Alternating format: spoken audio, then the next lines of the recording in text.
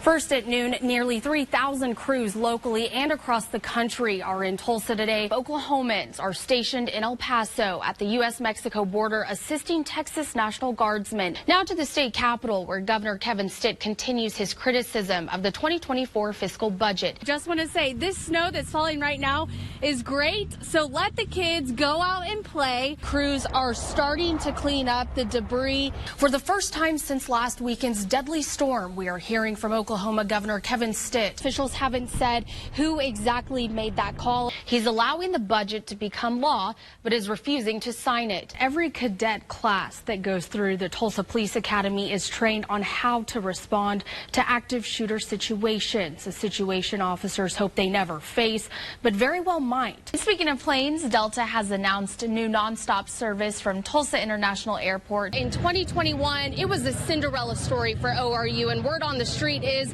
that could happen again. A big week for students all over Green Country, and 2 News has you covered. Live look at the Tulsa Press Club, where Lieutenant Governor Matt Pinnell is the guest of honor at the Pageant Luncheon. Annie, is it going to be a beautiful day for that, or what?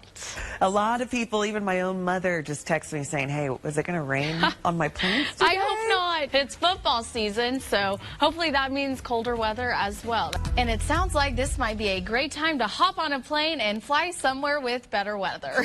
And maybe it'll just keep going down from there.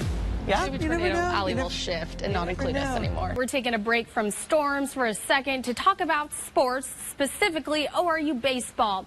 Thank you all so much for joining us. Michael Brown started his career in law enforcement in 1995. He spent 22 years with the Tulsa Police Department.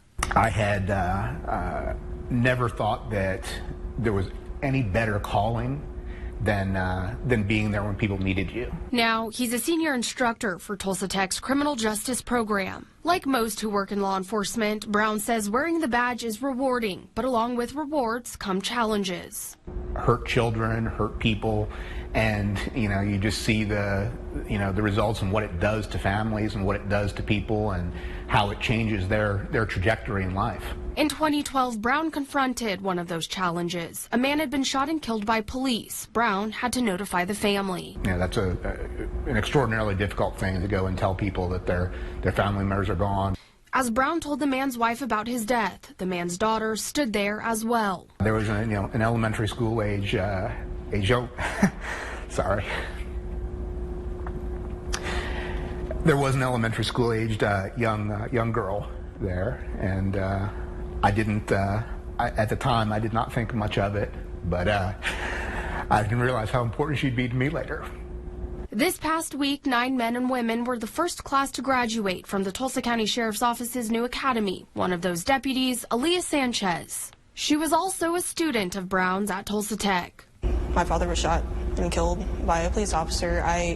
At first I was angry about it. I didn't understand, but I realized that instead of being angry, I could do something myself about it. I can be that change. So what you could call a coincidence, or maybe fate, in a classroom at Tulsa Tech wasn't the first time Brown and Sanchez's paths crossed.